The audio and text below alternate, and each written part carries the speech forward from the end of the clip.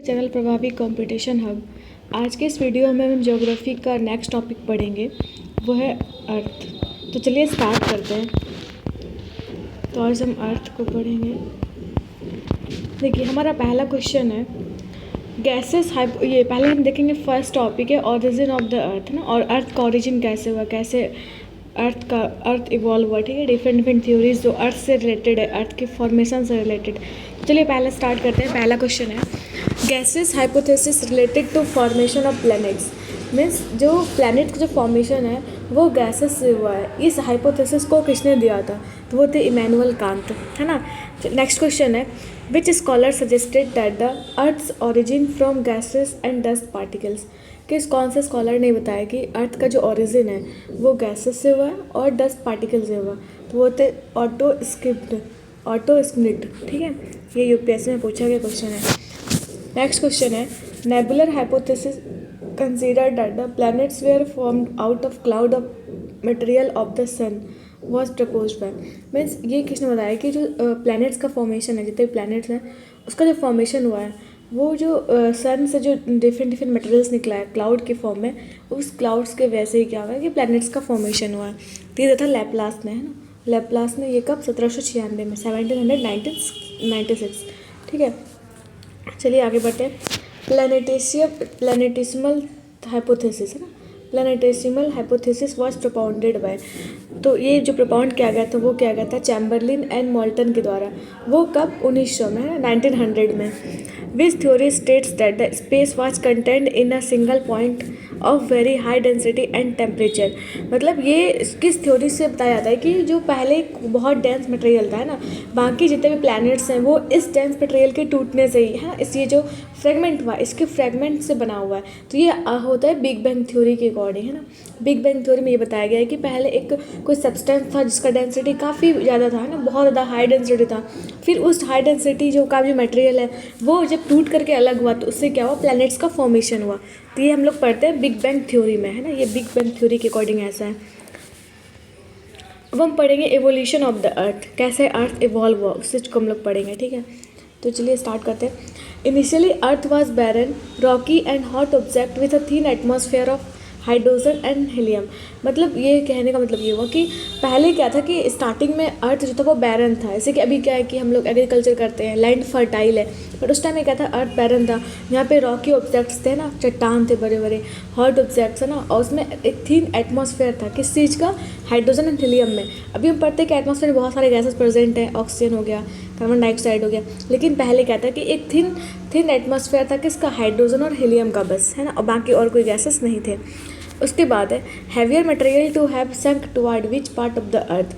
मतलब जितने भी हैवियर मटेरियल हैं, जो काफ़ी ज़्यादा हैवी मटेरियल है, वो कौन से पार्ट के द्वारा एब्जॉर्ब हो जाता है? तो वो अर्थ के सेंटर के द्वारा एब्जॉर्ब हो जाता है। ठीक है, the outer surface of the earth is called. तो अर्थ, जैसे कि अगर ये अर्थ है तो अर्थ का जो आउटर सरफेस है उसको हम क्या बोलते हैं? क्रस्ट बोलते हैं। अगर वही सन रहेगा तो सन के आउटर सरफेस को क्या बोलेंगे? फोटोस्फीयर। ठीक है, चलिए कुछ जो थ्योरी है एवोल्यूशन ऑफ अर्थ से रिलेटेड वो पढ़ लेते हैं, जो डिफरेंट स्कॉलर्स ने जो थ्योरीज दी हैं। तो वो है पहला थ्योरी है गैसेस हाइपोथेसिस। हम पहले भी देख चुके हैं। गैसेस हाइपोथेसिस के अकॉर्डिंग क्या है कि जो अर्थ का जो फॉर्मेशन है वो गैसेस से हुआ है। ये दिया था इमैनुअल कांत ने। फिर नेबुलर हाइपोथेसिस ये दिया था मार्कस डी लैपलास, है ना, लैपलास बस याद रख सकते हैं आप। फिर टाइडल थ्योरी, है ना, टाइड से जो फॉर्मेशन हुआ अर्थ का वो दिया था जेम्स जीन्स ने। नोवा स्टार हाइपोथेसिस, मतलब जो अर्थ का जो अर्थ भी लगभग प्लैनेट ही है, तो अर्थ का जो फॉर्मेशन है वो किससे? नोवा स्टार से हुआ है। ये दिया था हॉयल एंड लिटलटन ने, है ना, लिटलटन ने। ठीक है, फिर होता इंटरस्टेलर डस्ट हाइपोथेसिस, ये दिया था ऑटो स्मिट में। फिर बिग बैंग थ्योरी, तो वो दिया था, ये हमको पता चला था कॉबे मिशन से, है ना, कॉबे मिशन से। तो चलिए आगे बढ़ते हैं। Through which process the earth forming material got separated into different layers. मतलब कौन से प्रोसेस से अर्थ का जो भी अर्थ की फॉर्मिंग, अर्थ को जो फॉर्म किया है ना, तो वो डिफरेंट लेयर्स में कन्वर्ट हो गया, है ना, डिफरेंट लेयर्स में बट गया। किस प्रोसेस से होता है ये चीज़? डिफ्रेंसिएशन और पार्शियल मेल्टिंग से। ठीक है, फिर starting from the surface of the centre the layers of the अर्थ है। अगर हम सेंटर से स्टार्ट करें, अगर ये अर्थ है तो सबसे पहले होगा आपका इधर, ये होगा आपका कोर, है ना, उसके बाद होगा मेंटल, फिर ऊपर वाला पार्ट होगा वो क्रस्ट होता है, ठीक है। तो वही चीज़ यहाँ पे दिया हुआ है कि हमको सरफेस से स्टार्ट करेंगे तो, और फिर उसका लेयर्स कैसा होगा। जैसे अभी बताए कि अगर ये अर्थ हुआ तो इसका फर्स्ट लेयर हो गया क्रस्ट, सेकंड मेंटल, फिर थर्ड कोर, ठीक है। फिर the evolution of life on earth began from, तो जो अर्थ पे जो लाइफ पॉसिबल है ये स्टार्टिंग कहाँ से हुआ, कहाँ से ये स्टार्ट हुआ। तो हम लोग जैसे कि मल्टी सेलुलर है, बहुत सारे सेल्स हैं हम लोग के बॉडी में, तो ये लेकिन लाइफ का जो ऑरिजिन हुआ, लाइफ जो स्टार्ट हुआ वो यूनिसेलुलर बैक्टीरिया से हुआ है ना। यूनि का मतलब होता है वन, सेलुलर मतलब वन सेल वाले बैक्टीरिया से स्टार्ट हुआ, जैसे कि ब्लू क्लीन एल्गी हो गया है ना, इन सब से स्टार्ट हुआ। और अभी हम लोग मल्टी सेलुलर जितने भी एनिमल्स इसको लोग देख पाते हैं, जो उसका साइज बड़ा होता है वो मल्टी सेलुलर ही होता है। फिर है कि helium and hydrogen were stripped off from the earth's early atmosphere by, क्या हुआ कि पहले जो अभी हम लोग देखें कि पहले का जो एटमॉस्फेयर था वो अर्थ का, उसमें सिर्फ हाइड्रोजन और हीलियम था। फिर वो जो हाइड्रोजन और हीलियम है वो कैसे ख़त्म हुआ, मतलब एटमॉस्फेयर से कैसे बाहर गया, तो वो गया सोलार विंड से, है ना, सोलार विंड से। तो चलिए आगे बढ़ते हैं। The process of earth cooling down and releasing gases from inside is known, मतलब जब एक ऐसा प्रोसेस, जैसे कि क्या हो रहा है कि अर्थ का टेम्परेचर कम हो रहा है, अर्थ कूल हो रहा है ना, and releasing gases from inside, और गैसेज जो है अर्थ अपने सरफेस से बाहर कर रहा है। तो इस प्रोसेस को क्या बोलते हैं हम लोग, डीगैसिंग, क्या बोलते हैं, डीगैसिंग। उसके बाद है the earth's early atmosphere lost much of its carbon dioxide by, तो जो पहले का एटमॉस्फेयर था उसमें CO2 भी काफ़ी ज़्यादा था, लेकिन हम लोग को CO2 तो चाहिए नहीं, हम लोग को O2 चाहिए। तो ये क्या हुआ, जो CO2 कैसे बाहर हो गया अर्थ के एटमॉस्फेयर से, तो क्या हुआ कि जब बहुत अधिक रेन हुआ है ना, बारिश बहुत ज़्यादा होगा, तो क्या होगा, जो एटमॉस्फेयर में जो CO2 है वो बारिश द्वारा एब्जॉर्ब हो जाएगा, है ना। तो वही लिखा हुआ है कि हैवी रेन डिजॉल्विंग CO2, जो भी बहुत ज़्यादा भारी वर्षा हुई, इससे क्या हुआ कि उसमें CO2 डिजॉल्व हो गया। जब CO2 डिजॉल्व हो जाएगा तो वो एसिड में कन्वर्ट हो जाएगा, जैसे कि पानी है तो वो H2O है ना, प्लस CO2, तो वो क्या बन जाएगा, H2CO3, तो वो डिजॉल्व होके फिर मतलब ये सरफेस पे आ जाएगा, ठीक है। तो CO2 का अमाउंट ऐसे कम हो जाएगा। चलिए आगे बढ़ते हैं। तो हमारा अगला क्वेश्चन है, absorption of CO2 occurred and oxygen was released and fill in the atmosphere by. अब देखिए हम लोग जानते हैं कि प्लांट्स जो हैं, प्लांट्स क्या करते हैं, वो CO2 को लेते हैं और ऑक्सीजन को रिलीज़ करते हैं। तो पहले क्या था कि पहले तो बहुत सारे ट्रीज़ थे, तो अभी क्या है ना कि पॉपुलेशन इंक्रीज़ हो गया है तो ट्रीज़ कम हो रहे हैं, ठीक है। तो उस टाइम में क्या था कि जो ऑक्सीजन जो एटमॉस्फेयर में आया वो किसकी वजह से आया, फोटोसिंथेसिस की वजह से ही होता है। ये अगर प्लांट्स जिस प्रोसेस से फूड्स बनाते हैं उसी प्रोसेस को हम लोग बोलते हैं फोटोसिंथेसिस। तो इससे क्या हुआ कि CO2 रिलीज़ किए प्लांट्स, ये वो एटमॉस्फेयर में आ गया, है ना। फिर है rain water containing carbon dioxide filled the large basins and depressions known as oceans. अब देखिए जैसे कि काफ़ी ज़्यादा अगर बारिश होगा, है ना, बारिश होगा, हम अभी देखें कि जब इनिशियल टाइम में जब हैवी रेन हुआ तो वो CO2 को डिज़ोल्व भी कर लिया, और जब वो डिज़ोल्व करके जब अर्थ पे गिरा है ना, तो वो क्या क्या जितने भी बेसिन्स हैं, जहाँ पे डिप्रेशंस मतलब जितने भी गड्ढा थे ना, वो जो मतलब जो सरफेस था नीचे था, तो वो क्या हो गया, वो ओशन में कन्वर्ट हो गया, है ना, उस रेन वाटर के फिल होने के बाद। फिर है क्या, within how many years the oceans were form from the formation of earth. Means क्या हुआ कि जब अर्थ का फॉर्मेशन हुआ उसके कितने टाइम के अंदर ओशन का भी फॉर्मेशन हो गया, मीन्स पानी जो डिप्रेशंस में पानी भर गया, तो वो विद इन 500 मिलियन ईयर्स, मतलब इतना टाइम लग गया ओशंस को फॉर्म होने में। फिर है कि scientist generally believe that age of the earth में रेंज बिटवीन, मतलब साइंटिस्ट का क्या मानना है, जितने भी जोग्राफर है ना, जो जोग्राफी को स्टडी करते हैं, तो वो क्या है ना कि उनका क्या मानना है कि अर्थ का जो लाइफ है, अर्थ का क्या एज है, तो वो 2 to 5 बिलियन ईयर्स है ना।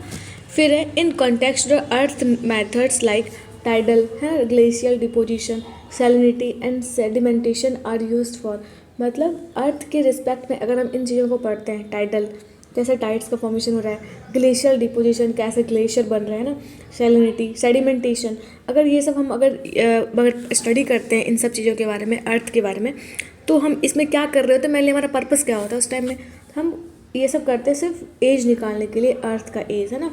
ये तो बस एस्टिमेशन है, तो ये थोड़ा सा और मतलब अप्रॉक्सीमेशन में पहुंच जाए, इस वजह से हम लोग ये सब प्रोसेस का यूज़ करके अर्थ का एज निकालते हैं। फिर the geological time scale is a system of chronological measurement that relates stratigraphy to. अब देखिए क्या है कि जो जियोलॉजिकल टाइम स्केल है ना, ये क्या होता है कि मतलब किस चीज़ को ऐसे क्रोनोलॉजी का मतलब ये होता है कि टाइम से रिलेटेड, तो इस टाइम स्केल का यूज़ क्या आता है कि क्रोनोलॉजिकल मेजरमेंट के लिए, है ना। और इसमें क्या हम लोग मेजर करते हैं, मेनली टाइम मेजर करते हैं। फिर देखिए great ice age is related to, अब देखिए दो तरीके का एपॉक है ना, प्लेस्टोसीन और हेलोसीन, ठीक है।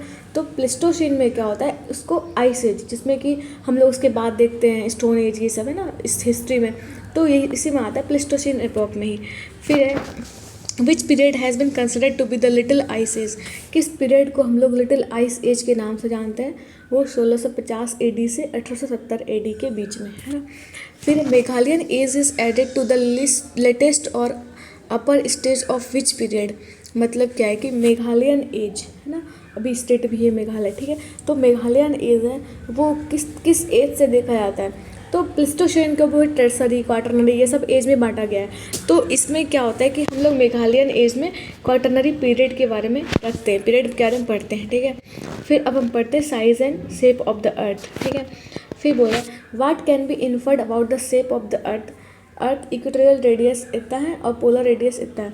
अब देखिए यहाँ से हमको क्या दिख रहा है कि जो इक्वेटर पे जो रेडियस है वो ज़्यादा है, पोलर पे जो पोल पे जो रेडियस है वो कम है ना, कम है, बहुत ज़्यादा कम नहीं है, फिर भी कम है ना।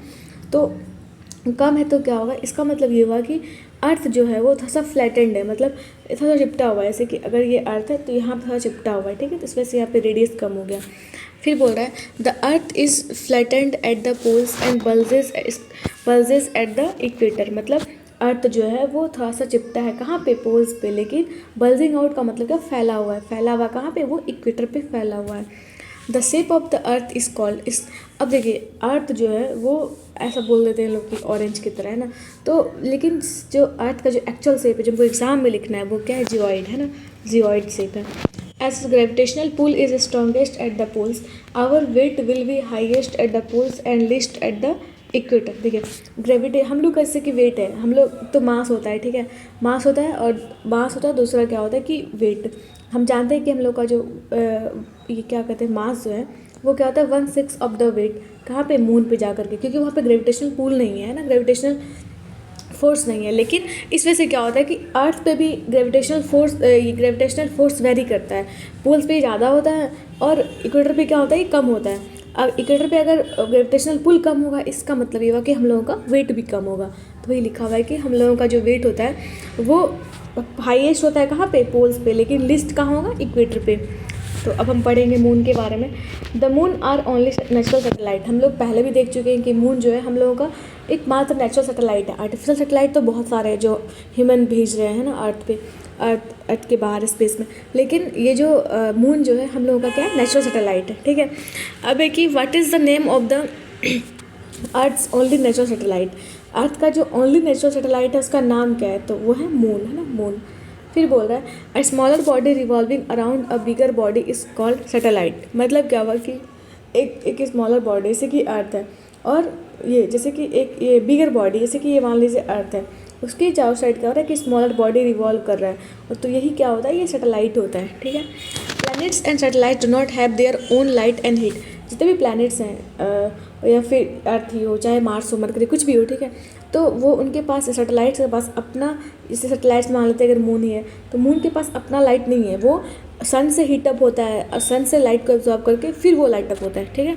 फिर बोल रहा है why does the moon appear different on each day, और हर दिन क्या होता है कि मून अलग अलग दिखता है, ऐसा क्यों होता है, ऐसा इसलिए होता है क्योंकि वो क्या हो रहा है ना कि वो मूव कर रहा है, अर्थ के सराउंडिंग में मूव कर रहा है, और अर्थ भी मूव कर रहा है किसके सराउंडिंग में, सन के सराउंडिंग में। तो क्यों होता है ये रिलेटिव मोशन जो कि सन एंड अर्थ के बीच में है, इस वजह से मून का गैस डिफरेंट दिखाई पड़ता है हर डे, ठीक है। The sea of tranquillity lies on, tranquillity का मतलब क्या होता है, शांत, है ना, तो सी ऑफ ट्रैंक्विलिटी कहाँ पे है, वो मून पे है, ठीक है। In which year did the man first land on the moon, सबसे पहले मून पे जो ह्यूमन बींग गया है ना, मून जब लैंड किया वो कब किया, तो 1969 में, हम लोग जानते हैं वो कौन थे, नील आर्मस्ट्रॉन्ग, ठीक है। फिर इंडियन कौन थे, इंडियन वाला आप बताइए कमेंट्स में, ठीक है। फिर इम्पॉर्टेंट फैक्ट्स अबाउट मून, अब हम मून के बारे में अलग अलग फैक्ट्स पढ़ेंगे, ठीक है।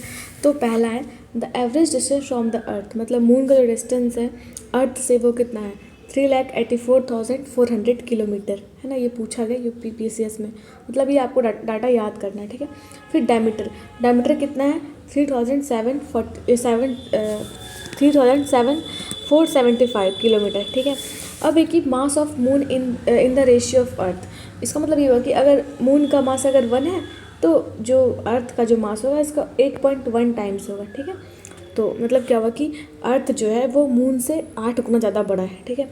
फिर बोल रहा है ratio gravitational forces of earth and moon, earth पे ग्रेविटेशनल फोर्सेस और मून पे जो ग्रेविटेशनल फोर्स है उस दोनों का जो रेशियो है क्या है वो 1:6 है, 1:6। फिर बोला है मैक्सिमम, इस वजह से क्या होता है कि मास जो होता है वहाँ पे 1/6 हो जाता है ना, किसी भी पर्सन का। फिर बोल रहा है कि मैक्सिमम डिस्टेंस जो अर्थ, और क्योंकि ऐसे एग्जैक्ट तो मेजर किया नहीं जा रहा है, ठीक है, तो क्या बोला कि मैक्सिमम डिस्टेंस कितना हो सकता है, ये हो सकता है 4,06,000, लेकिन मिनिमम कितना होगा 3,64,000। तो उसका एवरेज जो था वो हम लोग ऊपर देख चुके हैं, जैसे कि एवरेज उसका क्या लेंगे हम 3,84,400 किलोमीटर, ठीक है। चलिए आगे बढ़ते हैं। फिर बोल रहा है कि time taken by moon in 1 rotation, मतलब एक रोटेशन कंप्लीट करने में मून को कितना टाइम लगता है, तो 27 days 7 hours. Time taken by moon in 1 revolution, देखिए मून अपने एक्सिस पे रोटेट कर रहा है और वो ये अर्थ के सराउंडिंग में रिवॉल्व भी कर रहा है, तो उसका रिवॉल्यूशन टाइम जो है वो 27 डेज 7 आवर्स दोनों इक्वली है, ठीक है। फिर बोल रहा है कि time reach on earth from moon, तो ये टाइम है ना, टाइम टेकन बाय लाइट, है ना, by light to reach on the moon, मतलब मून लाइट को अर्थ पे आने में कितना टाइम लगता है, तो वो लगता है 1.3 सेकेंड्स, ठीक है। फिर चलिए आगे बढ़ते हैं। The various shapes seen on the moon in the month are called, तो जो हम लोग अलग अलग शेप देखते हैं मून का, है ना, एक मंथ में, तो उसको मून हम क्या कहते हैं, different phases of the moon, ठीक है। On the surface of the moon 2 people can not hear each other because, earth पे क्या मून पे क्या होता है कि 2 अगर पर्सन्स है वो एक दूसरे का आवाज़ नहीं सुन सकते हैं, क्यों नहीं सुन सकते हैं, क्योंकि वहाँ पे एटमॉस्फेयर नहीं है, ठीक है। फिर है लूनार एक्लिप्स अकर्स, अब देखिए 2 तरीके का एक्लिप्स होता है, एक होता है लूनार एक्लिप्स और दूसरा होता है सोलर एक्लिप्स, ठीक है। तो लूनार एक्लिप्स कब होता है, जब अर्थ, सन तो फिक्स रहेगा, है ना, सन तो फिक्स है, अब यहाँ पे मून है, तो सन और मून के बीच में अगर अर्थ आ गया तो उस टाइम में क्या होगा, लूनार एक्लिप्स होगा। लेकिन अगर इसी जगह मून आ गया अर्थ के प्लेस पे और अर्थ आ गया इधर, है ना, तो इस टाइम में क्या होगा, सोलर एक्लिप्स होगा, ठीक है। तो चलिए आगे बढ़ते हैं।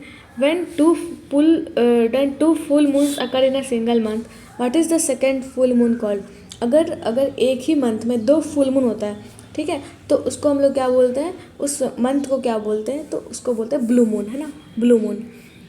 इन which year Chandrayaan 1 launched by ISRO in which year Chandrayaan 1 mission launched by ISRO, तो वो 2008 में चंद्रयान मिशन लॉन्च किया गया था। अब चंद्रयान 2 कब लॉन्च किया गया था, 2019 में लॉन्च किया गया था, ठीक है। फिर बोल रहा है motions of the earth, rotation and revolution, अब हम पढ़ेंगे कि अर्थ जो मूव करता है, जैसे अर्थ अपने एक्सिस पे जब मूव करती है उसको हम लोग क्या बोलते हैं, रोटेशन, लेकिन जब अर्थ सन के अराउंड मूव करते हैं उसको हम लोग क्या बोलते हैं, रिवोल्यूशन बोलते हैं। फिर बोल रहा है the movement of the earth on its axis, अभी हम लोग बताया कि जो अर्थ का जो मूवमेंट होगा किस पे, अपने एक्सिस पे, उसको हम लोग क्या बोलेंगे, रोटेशन। और the earth continuously rotates on its axis in which direction, मतलब जो अर्थ है अपने ऑर्बिट में अपने एक्सिस पे जो मूव करती है वो किस डायरेक्शन में करती है, वेस्ट से ईस्ट, है ना, वेस्ट टू ईस्ट, इधर से वेस्ट टू ईस्ट, ये क्या होता है, ये होता है एंटी क्लॉकवाइज, ठीक है। फिर बोल रहा है कि rotation of the earth is responsible for the cycle of what daily phenomenon on earth, मतलब जो अर्थ का जो रोटेशन है वो अर्थ पे कौन से फेनोमेनन के लिए रिस्पॉन्सिबल है, तो वह डे एंड नाइट, मतलब डे एंड नाइट जो होता है उसका जो कॉज है, उसका जो रीज़न है वो रोटेशन ऑफ अर्थ ही है। फिर बोल रहा है earth takes how many hours to complete 1 cycle of rotation, मतलब अर्थ जो है अपने एक्सिस पे कितने टाइम में घूम लेती है, तो वह लगभग 24 आवर्स, ठीक है, 23.59 आवर्स, लगभग 24 hours. Speed of rotation decreases from the equator towards, मतलब जैसे जैसे जो अर्थ है वो पोल्स के टुवर्ड्स जाएगी तो क्या होता है, उसका स्पीड ऑफ रोटेशन कम होते जाता है। How many degrees does the earth rotate about its own axis in 1 hour, हम लोग अभी देखें कि अर्थ जो है मतलब अगर कोई कंप्लीट अगर मूव कर रहा है मतलब कितना वो 360 डिग्री कर रहा है, अब यहाँ पे क्या बोल रहा है कि ये अर्थ जो है वो कंप्लीट रोटेशन करती है 24 आवर्स में। इसका मतलब क्या हुआ, 1 आवर में कितना करेगी, 15 डिग्री, है ना। तो बहुत ही सिंपल मैथ है। फिर बोल रहा है the axis of the earth is inclined to the plane of the ecliptic at what angle. मतलब क्या है कि अर्थ जो है वो अपने प्लेन में ये इंक्लाइंड है ना, तो किस एंगल पे इंक्लाइंड है, 66 डिग्री पे इंक्लाइंड है, ठीक है।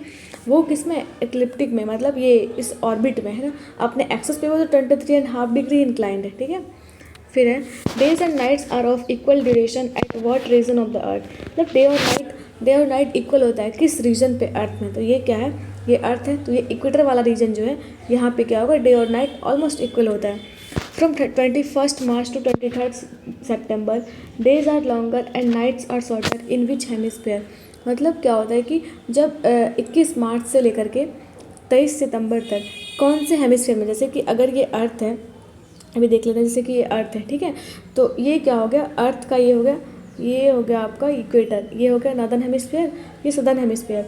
तो इस हेमिस्फेयर में क्या होता है कि इसमें क्या होता है कि नाइट शॉर्टर होगा और डेज लॉन्गर होता है। कब से कब तक, 21 मार्च से 23 सितंबर वाले टाइम में, ठीक है। फिर बोल रहा है the earth revolution around the sun is in what shape of orbit. Earth जो है वो सन के अराउंड, अगर ये सन है तो वो सन के अराउंड किस तरीके के पाथ में घूम रही है। हम लोग जानते हैं जितने भी प्लैनेट्स हैं वो एलिप्टिकल ऑर्बिट में ही घूम रहे हैं, तो सन अर्थ भी एक प्लैनेट है, तो वो भी क्या करेगी, एलिप्टिकल ऑर्बिट में ही घूमेगी, ठीक है।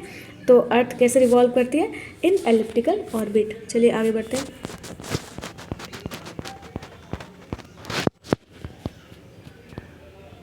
उसके बाद नेक्स्ट क्वेश्चन है the earth takes 1 year to make 1 revolution at an average orbital velocity of.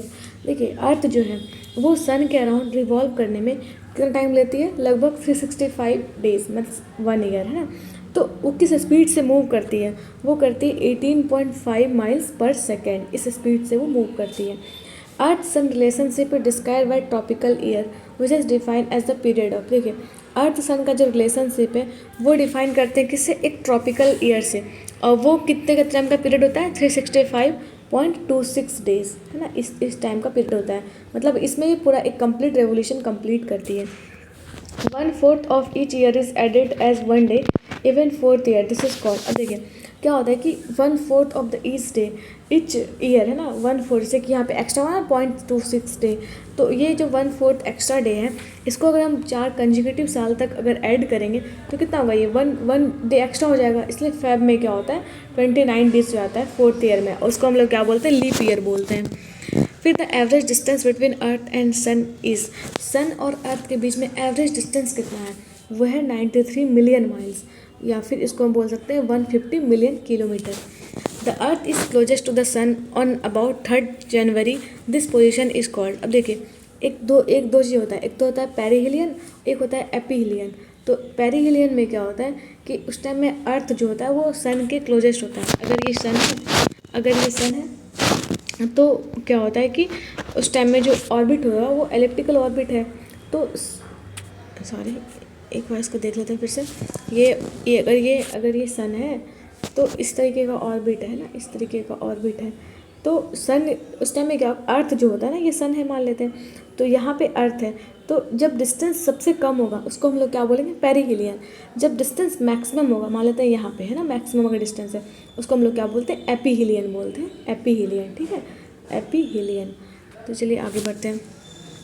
Earth is farthest from the sun on 4th July at aphelion with distance of. देखिए यहाँ पे क्वेश्चन आ गया, जब बहुत दूर होता है, सबसे दूर होता है सन से अर्थ, है ना, तो वो कब होता है, 4th जुलाई को होता है ना। उस पोजीशन को क्या बोलते हैं, एपीहिलियन। और वो कितने डिस्टेंस पे होता है, 94.5 मिलियन माइल्स पे होता है, मतलब 152 मिलियन किलोमीटर।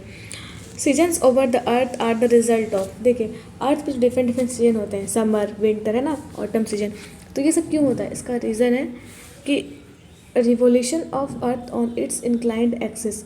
जैसे कि अगर ये अर्थ है तो ये रिवॉल्व कर रही है सन के अराउंड, तो जो ये अपने एक्सिस पर भी इंक्लाइंड है, तो इस वजह से क्या होता है कि यह डिफरेंट सीजन्स हम लोग को देखने के लिए मिलता है। Variation in length of the days and nights are because of. तो वेरिएशन ऑफ, देखिए जो लेंथ, कभी कभी क्या होता है कि दिन ज़्यादा बड़ा होता है और रात छोटा होता है, कभी कभी इक्वल होता है ना, कभी कभी रात छोटा दिन बड़ा होता है। तो ये क्यों होता है? ये जो अर्थ टिल्टेड है ना अपने एक्सेस पे 23.5 डिग्री, इस वजह से ही होता है, ठीक है। फिर बोल रहा है the sun shines perpendicularly over the Tropic of Cancer on 21 June, it is called. अब देखिए जब सन होता है ना वो परपेंडिकुलर जब साइन करता है कब? ट्रॉपिक ऑफ कैंसर पे। अगर ये अर्थ है ना, अगर ये अर्थ है तो ये क्या हो गया? इक्वेटर हो गया, ये ट्रॉपिक ऑफ कैंसर हो गया, ये ट्रॉपिक ऑफ कैप्रिकॉर्न हो गया।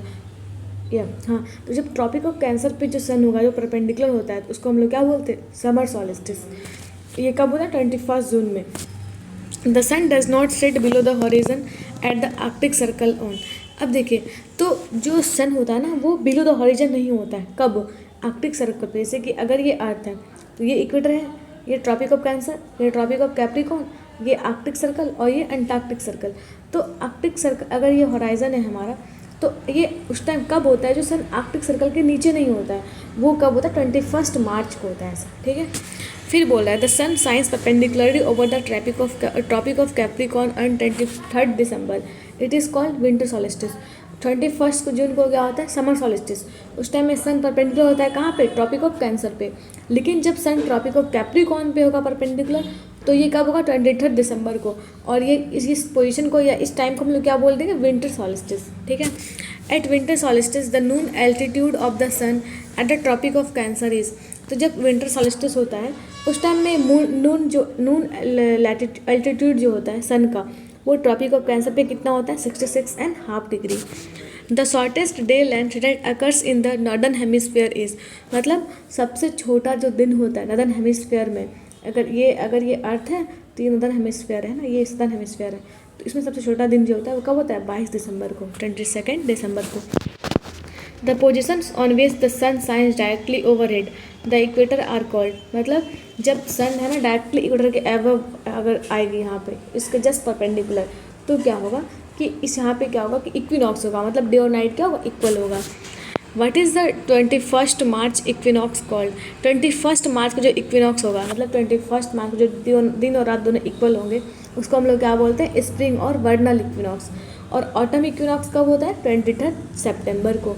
ये क्या होता है? ये स्प्रिंग या वर्नल इक्विनॉक्स है, वो कब होगा? 21 मार्च को। और 23 सितंबर को क्या होगा? ऑटम इक्विनॉक्स, ठीक है। चलिए आगे बढ़ते हैं। हम लोग ये देख लेते हैं कि कंट्रीज जो कि इक्वेटर पे लाई करती हैं, है ना। जैसे कि ये आ सकता है कि अगर 4 ऑप्शन दिया हुआ है इसे बता देगा कि कौन सा लाई नहीं करती है, तो आपको ये पता होना चाहिए कौन कौन सा लाई करती है, ठीक है। तो पहला है साओ टॉम, है ना, Sao Tome and Principe, Gabon, Republic of Congo, the Democratic Republic of Congo, Uganda, है ना, जितने साउथ अफ्रीकन कंट्रीज़ हैं सब, Kenya, Somalia, Maldives, Indonesia, Kiribati, Ecuador, Colombia और ब्राज़ील, इक्वेटर पे ये लाइज करती है, ठीक है। फिर बोल रहा है कि countries lie on tropic of cancer. अब ट्रॉपिक ऑफ कैंसर पे कौन कौन से कंट्रीज लाई करती हैं? वह Algeria, Niger, Libya, Egypt, Saudi Arabia, UAE, Oman, Chad, India, Bangladesh, Myanmar, China, Mexico, Bahamas, Mauritania, Mali, Hawaii island और ताइवान, ठीक है। फिर एक countries lies on tropic of Capricorn, वो कंट्रीज जो ट्रॉपिक ऑफ कैप्रिकॉर्न पे लाई करती हैं वो Argentina, Brazil, Chile, Paraguay, Namibia, Botswana, south Africa, Mozambique, Madagascar, Australia, tonga, French Polynesia, ठीक है। ये हो गया। तो चलिए हम आगे पढ़ते हैं अब लैटिट्यूड्स एंड लॉन्गिट्यूड्स के बारे में, ठीक है। और हम लोग पढ़ेंगे लैटिट्यूड्स एंड लॉन्गिट्यूड्स के बारे में। तो चलिए स्टार्ट करते हैं।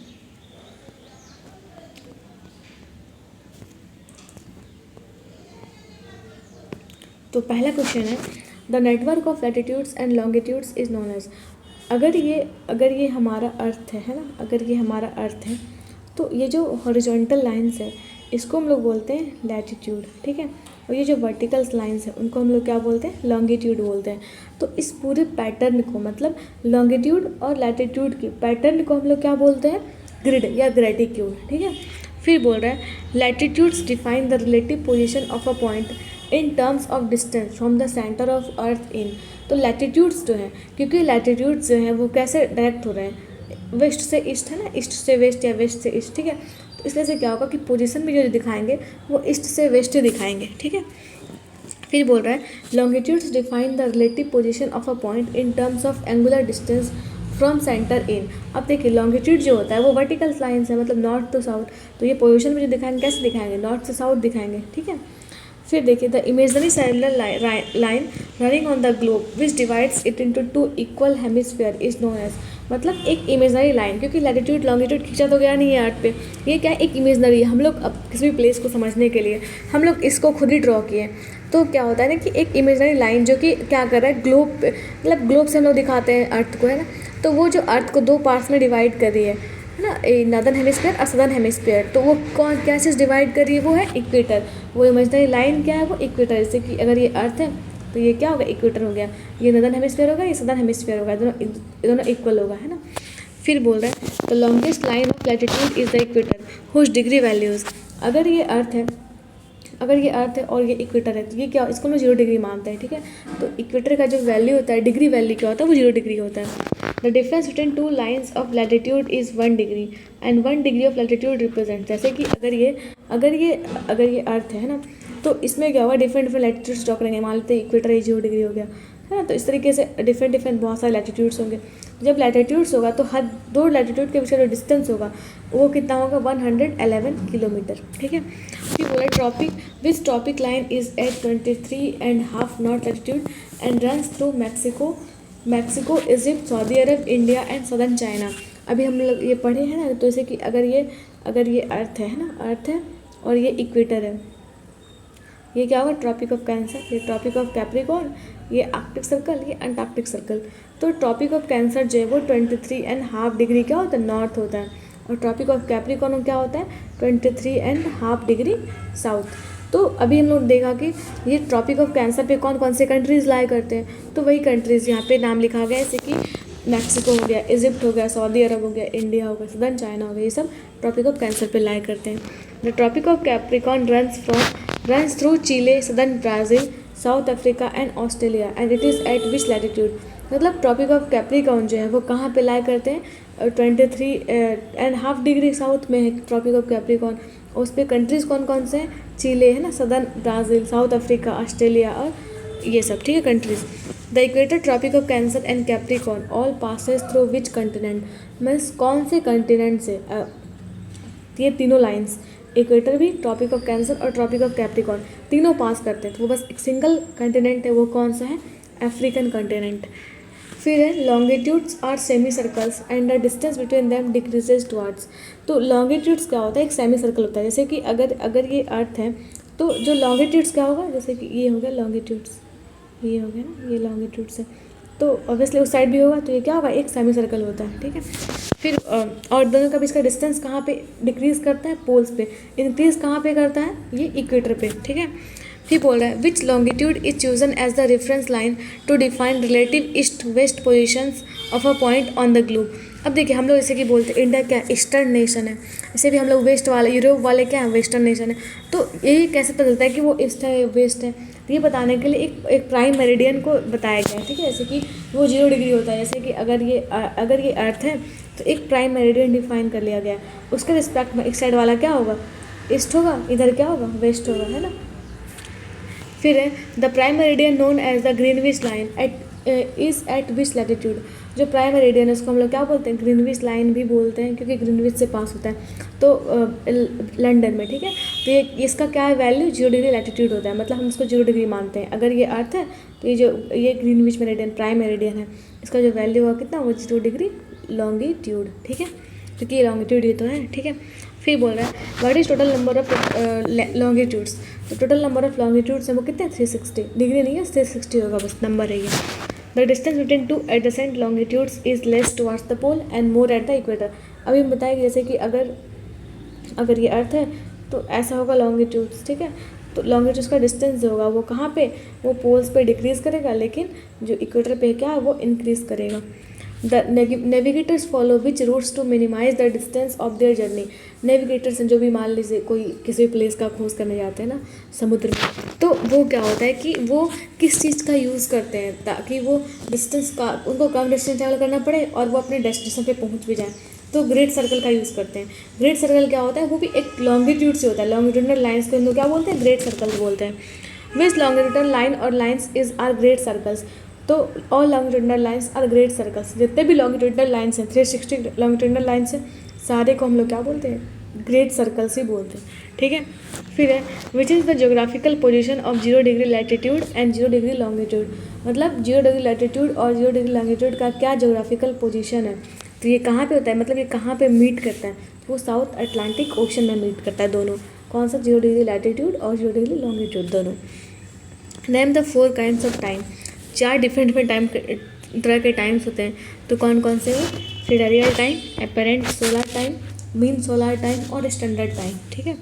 फिर बोला था time interval between 2 successive lower transits of the centre of the sun over the same meridian is called. मतलब जो टाइम इंटरवल होता है, जैसे कि अगर ये अर्थ है ना, तो ये लॉन्गिट्यूड्स हो गए।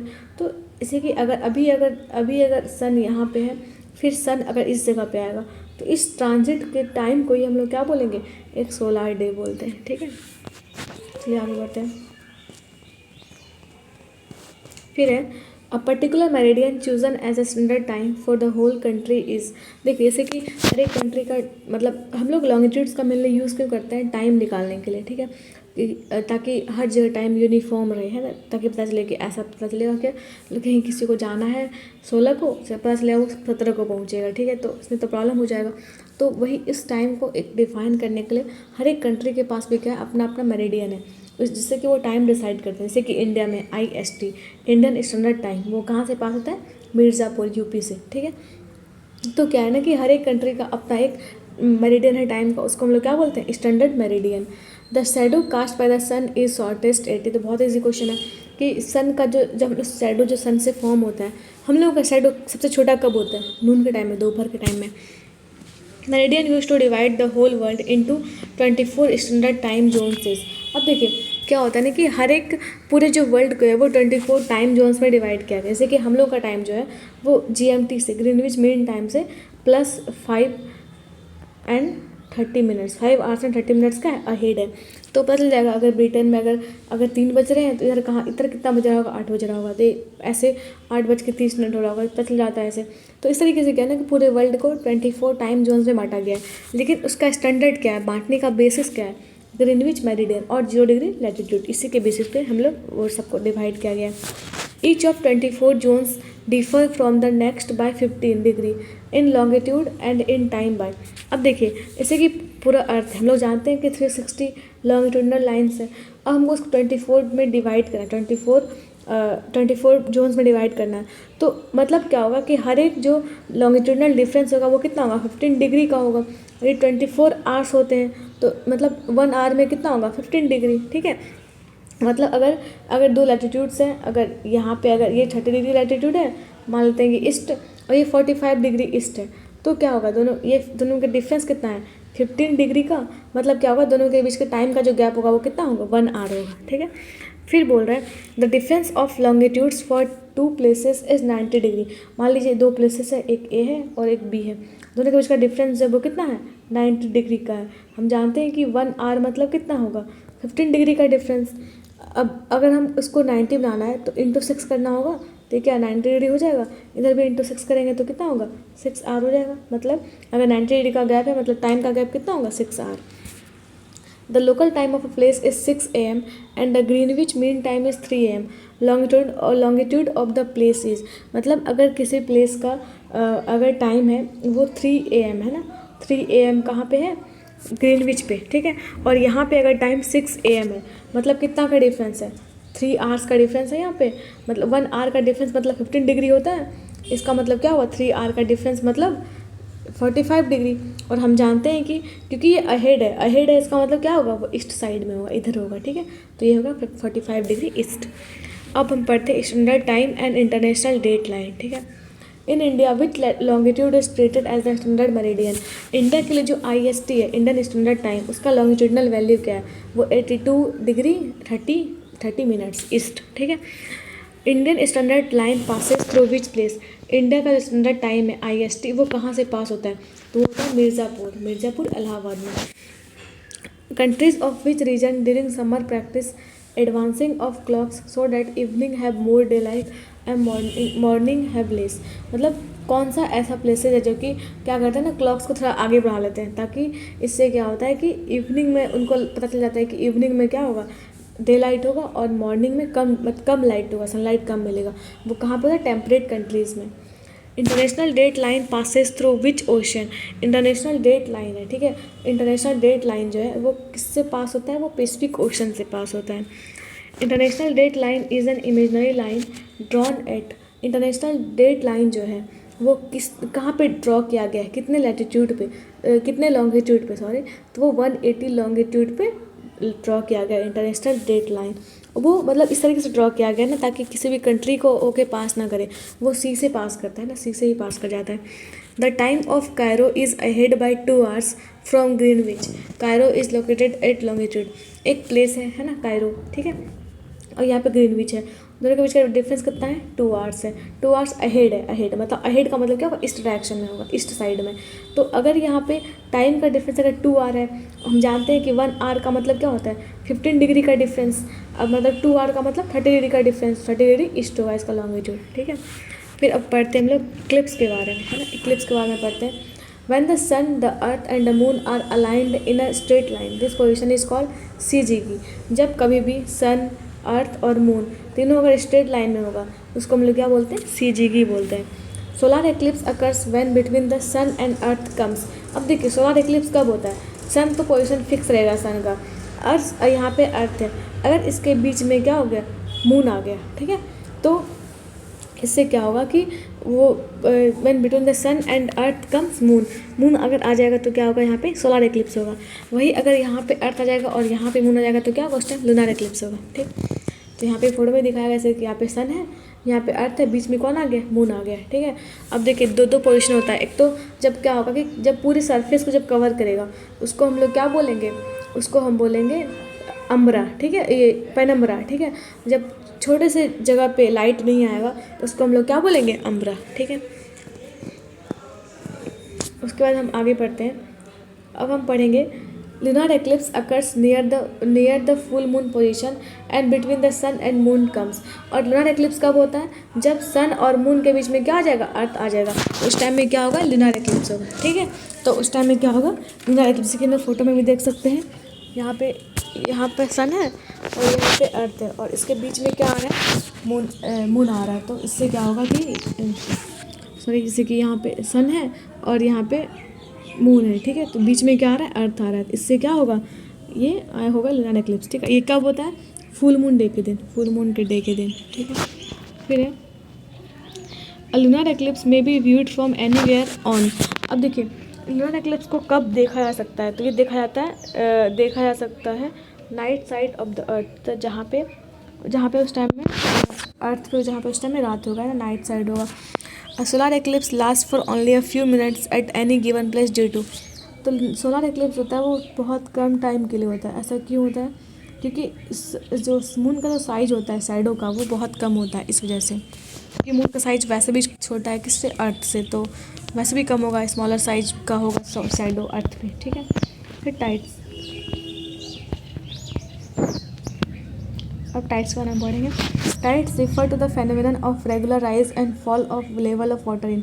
टाइड्स का मतलब क्या होता है, जैसे कि सी या फिर ओशन जहाँ पे भी है, तो जो वाटर लेवल जो इंक्रीज या डिक्रीज होता है, रेगुलर राइज या रेगुलर डिक्रीज, तो इससे क्या होता है, ये इसी को हम लोग क्या बोलते हैं, टाइड्स बोलते हैं। हाँ होता है सीज और ओशन में। The difference between 2 successive high tides is, मतलब अगर दो हाई टाइड्स है, उस दोनों के बीच का डिफरेंस जो होगा वो कितना होगा, 12 hours, और दोनों के बीच का difference.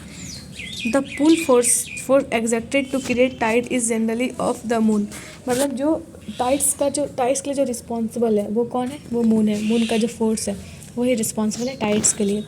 High tides are created by the tide producing force of, जो लेकिन जितने भी हाई टाइड्स होते हैं, हाई टाइड्स, ठीक है, जो काफ़ी ज़्यादा हाइट के होते हैं, तो वो जो टाइड्स फॉर्म होते हैं वो क्यों होते हैं, due to forces of combined forces of moon and sun.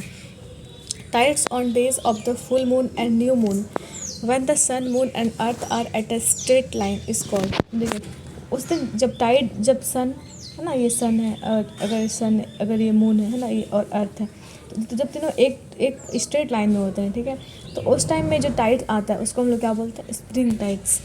Tides of lower magnitude are called, जो टाइड्स, एक तो होता है हाई टाइड्स और एक होता है लो टाइड्स। तो हाई टाइड्स, जो लो टाइड्स को हम लोग क्या बोलते हैं, नीप टाइड्स बोलते हैं, neap Tide.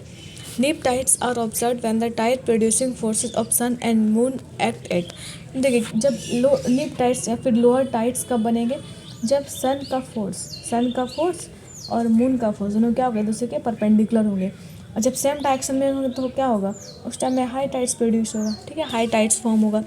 Eight the time of perigee the perigean tides are stronger than the apogean tides due to shorter distance of the moon. जो कम डिस्टेंस होता है उसको हम लोग क्या बोलते हैं, पेरिगी। और जो सबसे जो मैक्सिमम डिस्टेंस होता है उसको हम लोग क्या बोलते हैं, एपोगी, ठीक है। तो पेरिगी के टाइम में क्या होगा, जब पेरिकी के टाइम में क्या होगा, पेरिकी टाइड्स अधिक स्ट्रॉन्ग होगा विथ रिस्पेक्ट टू क्या, एपोजियन टाइड्स। क्यों, क्योंकि उस टाइम में पेरिजी के टाइम में क्या होता है, डिस्टेंस कम होता है मून का, है ना, इस वजह से, अर्थ से। तो चलिए हम लोग नेक्स्ट टॉपिक पढ़ेंगे, जियोमॉर्फोलॉजी। तो थैंक यू एवरीवन। चैनल को लाइक करिए एंड सब्सक्राइब करिए। Thank you so much.